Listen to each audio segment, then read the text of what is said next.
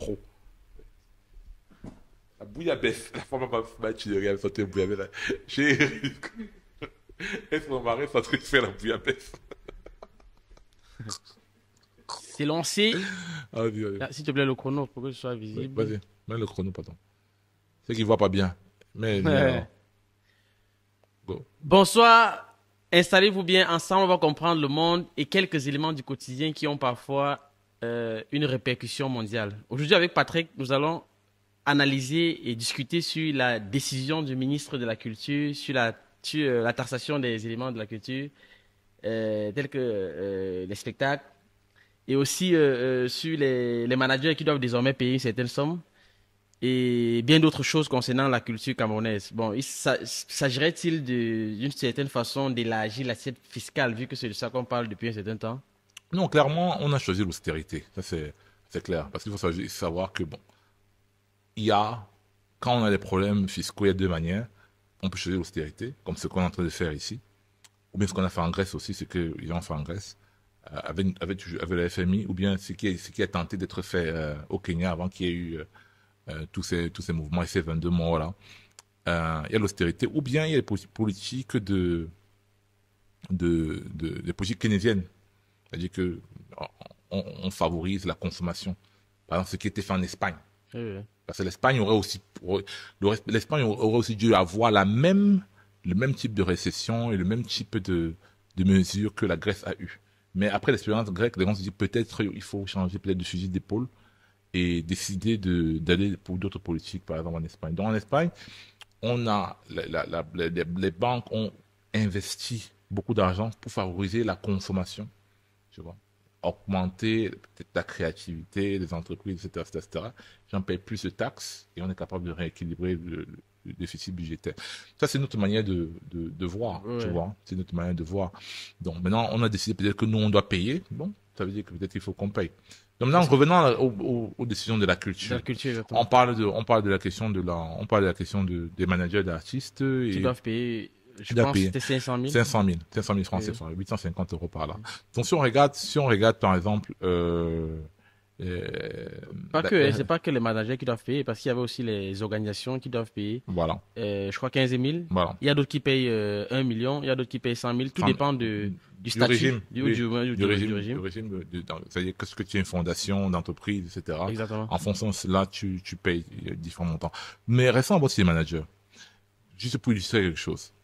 La dernière fois qu'il y a eu une répartition des droits d'auteur au Cameroun, les gens qui touchaient le plus, pas de la musique qui est l'art qui paye le plus, par exemple, ici chez nous. Et là, quand tu es artiste, on te voit comme musicien. Voilà, Non, ça, voilà. C'est l'art qui paye le c'est plus. là déjà. C'est l'art déjà Euh, au Cameroun, par exemple.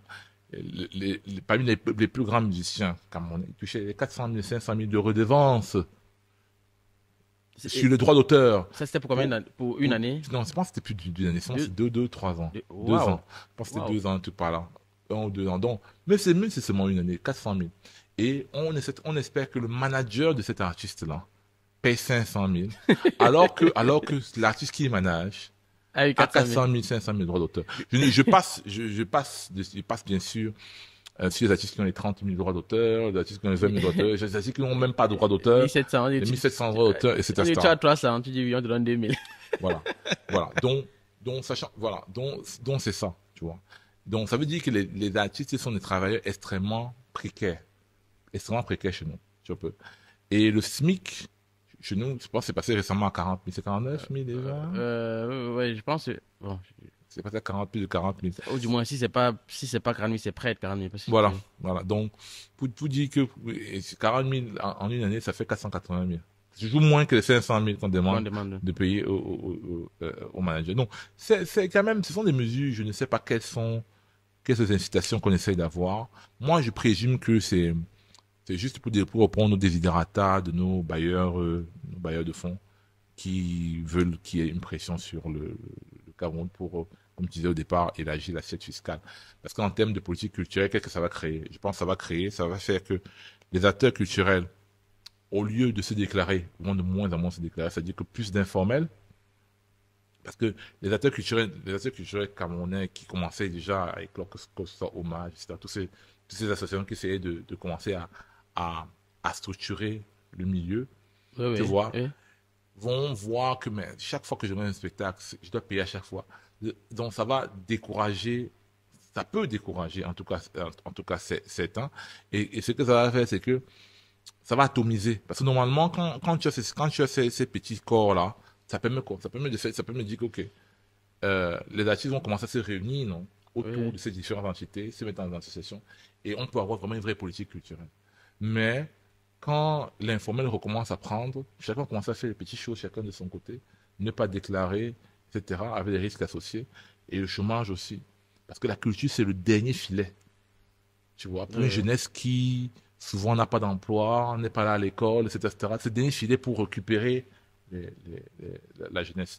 Et on se retrouve à le percer aussi. Donc tu penses que ça va renforcer ou du moins augmenter l'informel dans ce secteur Oui, oui, bien sûr. Moi, je pense. et aussi augmenter l'insécurité. Oui, ça va renforcer l'informel et augmenter les positions dominantes des institutions comme les ONG internationales qui agissent dans le domaine de la culture, qui vont devenir Les les seuls, les seuls, seuls, les seuls acteurs ils pourront crédibles imposer.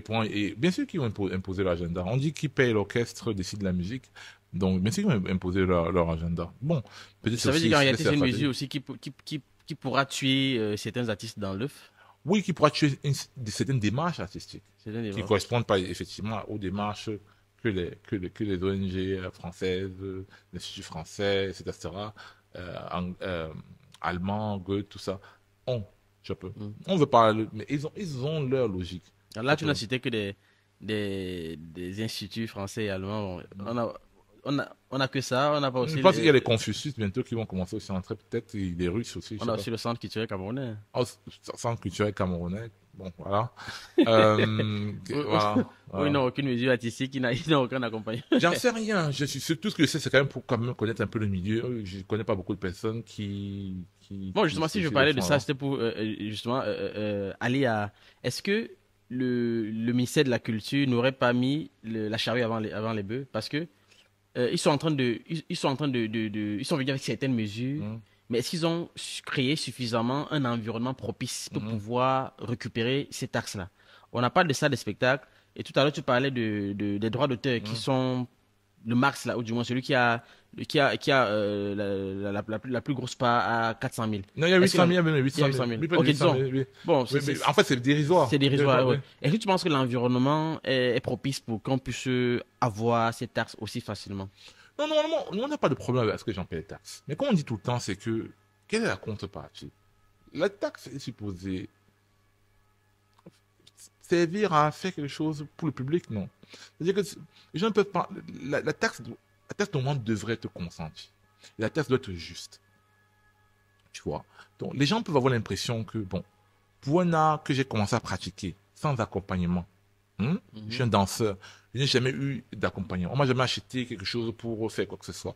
Il y a des jeux qui se passent. Moi, je paye mon transport pour aller à ces jeux-là. Souvent pour représenter le pays. Au pays. Et maintenant, je finis de faire ça. Et puis, je commence à commencer à trouver un petit nom.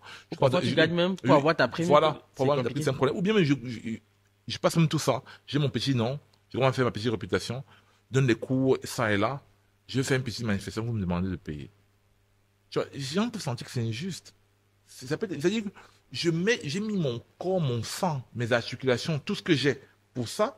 Et, et j'ai quoi en contrepartie? Est-ce qu'il s'agit de la sécurité sociale? Est-ce que j'ai un statut? Qu'est-ce que j'ai? C'est une vraie question. C'est une vraie question qu'on ne doit pas simplement jeter comme ça à la bise. C'est vrai que le Cameroun est endetté. C'est vrai qu'on a des problèmes conjoncturels. Mais même ça, en quoi est-ce que j'ai bénéficié? Tu vois, pour me demander de jeûner en saison sèche, faut quand même l'eau m'est quand même mouillée en saison pluvieuse. Tu vois ce que je veux dire? C'est quand même important, non? Oui, oui, oui. Bon, ok, toi, peut-être tu n'as rien bénéficié en tant qu'artiste, mais est-ce que, parce que je ne pense pas que c'est le seul ministère qui met la pression sur ces gens, sur ces gens, parce qu'il y a le ministère de l'administration territoriale qui met la pression sur les usagers avec l'augmentation De la carte d'identité euh, nationale. Oui. Ça, c'est une mesure moi, il y a certainement particulièrement. d'autres ministères Oui, qui oui, oui, c'est une utilisent mesure. Oui, leur, oui, oui, oui, oui. On a eu l'augmentation de. C'est comme je dis, c'est l'austérité. On a eu l'augmentation de la carte d'identité. Avant, ça, on a eu l'augmentation du passeport. On a les droits portuaires, là. les droits aéroportuaires. On a eu, quoi encore? On a eu le carburant, je pense 2 fois. On a eu le carburant. On a un ensemble de mesures structurelles.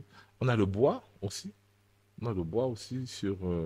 Dans le seul Mais, ministère. non, mais normalement, mais ce que je veux dire, c'est que hein, la réglementation, ce n'est pas forcément, ce n'est pas une mauvaise chose. Ce n'est pas une mauvaise chose. Oui, Tu vois parce ce que que je veux tout dire? à l'heure, Il faut tu as rappelé payer, que c'est il faut important payer, il pour faut des payer les individus impôts. de payer les impôts. Il faut Oui. payer les impôts. Tu vois, on est pour ça. Mais maintenant, l'impôt doit être juste. En face, qu'est-ce qui se passe? Qu'est-ce que les gens ont? Tu vois, normalement, dans un pays normal, la discussion entre le gouvernement et l'Assemblée, c'est justement ça, permettre à ce que la représentation populaire, hein, ça puisse savoir quelle est l'action du gouvernement. Tu vois. Mais ici, la représentation populaire est plutôt épistolaire. On ne sait pas. Bon, le dialogue entre les députés et la population, c'est compliqué. Je que je veux dire, le dialogue entre les députés et le ministre, c'est aussi un peu compliqué. Je que je veux dire, Oui. parce que on est ancré dans des années, des années, des années, des années. Dans des années d'habitude, tu vois, d'habitude. Et on a ces habitudes-là et on a une situation exceptionnelle qui arrive et on se comporte comme si on continue de faire comme si, tu vois ce que je veux dire, ou la communication de crise. Pendant le Covid, on essaie d'avoir une communication de crise, mais où est l'éducation des populations? C'est le bien C'est fondé. bien fondé de tout ça. Bon, justement, j'ai entendu dire que c'est important de J'ai payer. entendu dire. Oui. Voilà. Mais ça devrait être des choses publiques. Public. On devrait de parler de ça. Oui. Que voici ce qui est en train de se passer. Voilà. Éduquer la population. On a vu ça en Grèce, avec les gars qu'on est par Fakis. C'est On peut-être a aussi de notre ressort de le faire. Donc, Nous ne sommes pas. Oui. Oui, on peut faire tout ce qu'on essaie de se battre Oui. comme on peut. Mais nous ne sommes pas des acteurs gouvernementaux. On était mandatés par personne. notre voix, notre voix ne porte pas. Bon, peut-être nous porte un peu, mais on n'a pas été, on était mandaté par personne. Ça, c'est clair. C'est ce que je veux dire. Voilà. Donc, la réalité est celle-là. C'est que, bon, oui, les gens veulent payer taxes, mais il y a quoi en contrepartie? Il y a quoi en contrepartie? C'est ça la réalité. Hein? La taxe doit être juste et consentie. Tu vois. Sinon, ça devient, Ouais, justement, parce que ça rend la discussion difficile entre les populations et ça mène peut-être à la rébellion parce que on parlait des impôts, des acteurs culturels, même les acteurs du secteur productif privé peuvent dire la même chose. Je suis quitté de mon village, je suis venu ici, j'ai galéré, j'ai commencé à créer ma petite entreprise. Qui m'a aidé? Les gens dorment sur les motos. Après, tu as vu une demande des impôts. C'est pour ça, par exemple, tu as vu les mouvements que ça crée souvent par rapport aux gars qui font la moto. Parce que les gens disent que moi, je suis venu ici, je me suis battu, je me bats marcher, je dors dans des conditions horribles, personne ne m'aide. Mais dès que je commence dès un que peu, hein, voilà. tout le monde sort. Tout le monde sort qu'on veut les impôts, on veut les impôts, on veut les impôts, on veut les impôts, on veut les impôts. Tu vois, et c'est dans ce rapport, tu vois, par exemple, ce qui se passe aujourd'hui, c'est que quoi? C'est que, par exemple, dans un pays comme le Cameroun, celui qu'on arrête, par exemple, ça c'est juste quelque chose qui caractérise ce qui se passe. Près d'un carrefour, les gens qui contrôlent, police municipale, machin, etc., ça, ils contrôlent moins. Tu vas voir, ils arrêtent moins les benzikineurs, les mototaximans professionnels. Ils vont arrêter le gars qui est peut-être artisan, qui est sur sa moto. C'est ce que je dis. Hein. Mais les gars, ce qu'on appelle les babanas, là, c'est-à-dire que les gars qui font seulement la moto, on ne les arrête pas. On les arrête rarement. Si jamais j'avais les voitures, on va pas arrêter une vieux taxi. Par contre, c'est que le type, si, peut me passer toute la journée chez moi. Parce qu'il n'a rien à faire.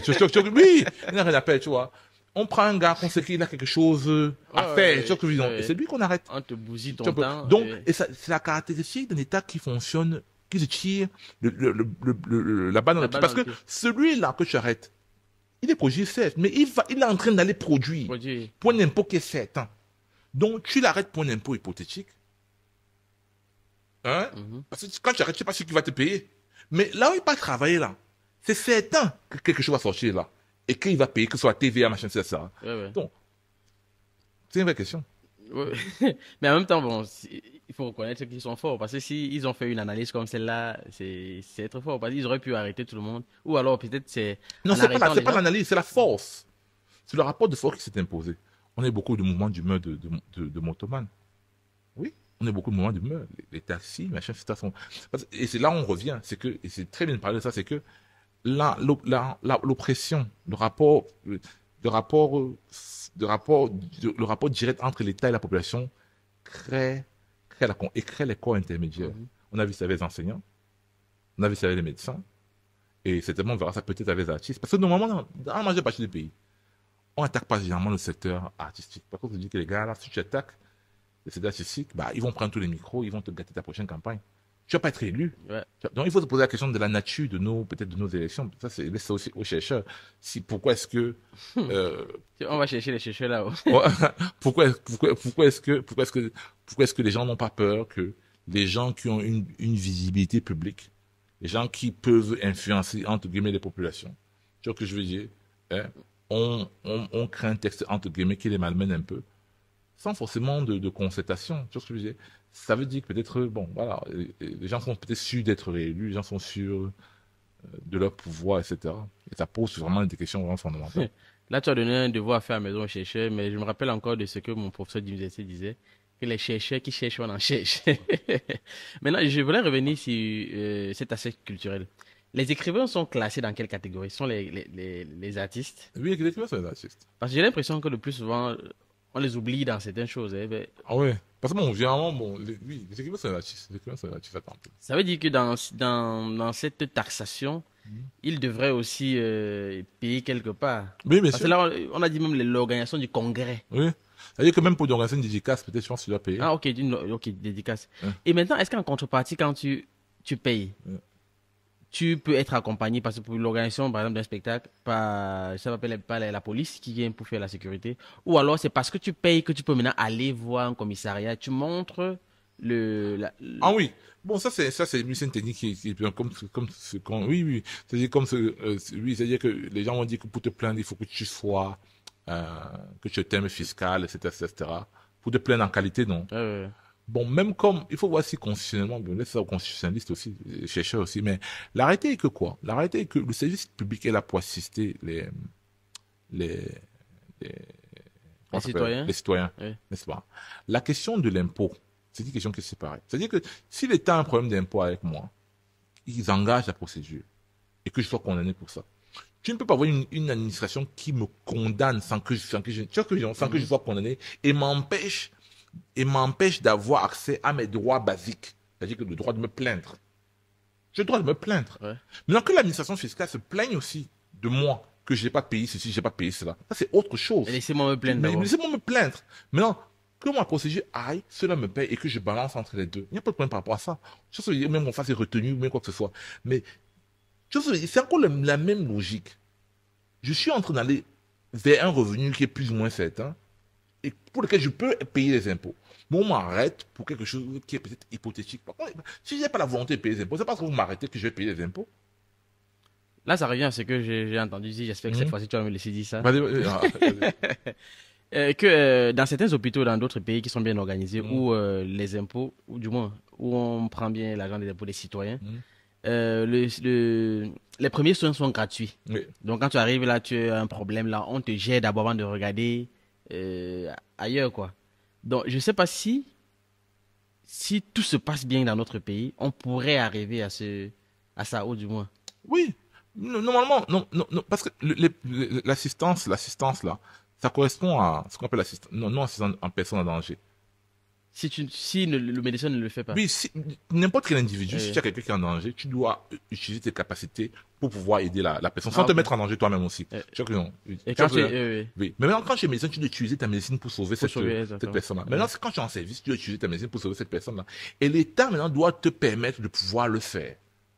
Tu vois ce que je veux dire? Ouais. Donc, si on a mis dans notre condition, on devrait être capable de le faire. Maintenant, dans les pays dont tu parles effectivement, et c'est pour ça que l'impôt est important, j'insiste dessus, les gens voient moins l'application, comment est-ce que l'impôt est utilisé. Utiliser. Tu as une urgence, tu pars chez un médecin, on prend d'abord en charge ton enfant, etc. Tu comprends que l'impôt est important et il faut que je paye les impôts, il faut que je contribue, donne ma part à la société pour que ce système continue d'être pérennisé pour mes enfants et pour le reste de la société. Mais il faut vraiment qu'il y ait cette équivalence-là entre ce qu'on paye et ce qu'on reçoit. C'est important. Ouais. Et est-ce que tu penses aussi que le problème aussi des artistes, c'est qu'ils ne sont pas déjà recensés? Parce qu'il y a des artistes qui n'ont pas l'attestation. Bon, disons, est-ce que Déjà, là, c'est le ministère qui doit se plaindre, quoi. Que les Ils artistes sont pas recensés. sont pas recensés parce qu'il y a des artistes qui n'ont pas peut-être l'attestation d'artiste, qui ne sont pas peut-être reconnus comme étant artistes par le ministère de la Mais, Culture. là, mais le problème, c'est que la reconnaissance donne quoi? La question, ce n'est pas d'être reconnu pour être reconnu. Quand on reconnaît un enfant... Ça donne quand même un peu l'argent au ministère de la Culture. Oui, maintenant, ça donne quoi à l'artiste? C'est une autre question. J'en sais rien. La vraie question, oui, c'est vrai qu'il y a une question de statut de l'artiste, mais le statut s'accompagne de droits et de devoirs, mais de droits aussi. Ce n'est pas que des devoirs. Les devoirs sont les taxes, tout ça, machin, etc. Mais il faut aussi des droits. Des droits, oui. Un peu. Notamment, est-ce qu'on assiste les artistes dans leur quête, par exemple, lorsqu'il y a la piraterie, lorsque quelqu'un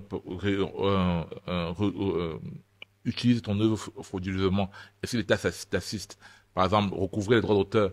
Tout ça, ce sont des mesures, tu vois. Ah mais comment on décide de centraliser? Bon, je sais pas. Je ne sais pas comment. Ah, ok, ok. Bon, je pense à ce niveau quand même. Voilà. Mais la dernière chose que je voulais dire, c'est que moi, je crois que l'État ne doit pas, chez nous, se mettre comme l'investisseur. Ça ne marche pas. On a vu ça en Russie, on a vu ça en Chine, ça ne fonctionne pas. L'État doit permettre aux nationaux de pouvoir s'investir dans une filière, c'est-à-dire créer les conditions pour que les gens investissent dans cette filière-là. Et l'État, en tant que stratège, doit identifier les niches internationales, c'est-à-dire savoir que quelque chose marche en Russie, quelque chose marche là-bas, et maintenant mettre les acteurs en liaison avec ces différents pour faciliter l'apprentissage, pour faciliter les échanges. Mais c'est pas l'État qui doit commencer à investir tout à fait. Non, il faut passer par les privés. Moi, c'est ce en quoi moi je crois. C'est ce que je veux dire. Et ça qui a fait ses preuves. Les États qui se lancent dans des projets faramineux, machin, on a vu que ça ne marche pas. On est stade actuellement qu'on est en train de dire. Si on a donné la construction des stades à des privés qui auraient rendu compte, non s'en rendu compte, mais dont le bénéfice aurait été l'exploitation des stades, on n'aurait pas construit ça comme ça. On n'aurait pas construit ça là comme ça. On aurait mis des boutiques. Parce que la preuve, c'est que les entreprises privées ont toujours plus de bénéfices que... Voilà, les entreprises publiques. Donc, on aurait mis peut-être plus de boutiques, le stade aurait été fait rentabiliser. Voilà.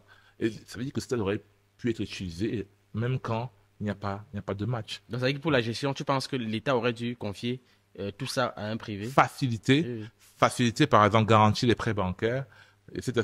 Mais la construction, à la fin, l'objet qui est construit doit appartenir au privé. Même si, de conseil d'administration, tu as peut-être un gars de l'État, mais la gestion doit être confiée au privé.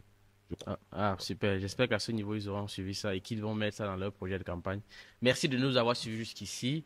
N'oubliez pas de vous abonner si ce n'est pas encore fait et de partager la vidéo et de liker et surtout portez-vous bien pour la prochaine fois. Ciao, ciao, ciao. Bye bye.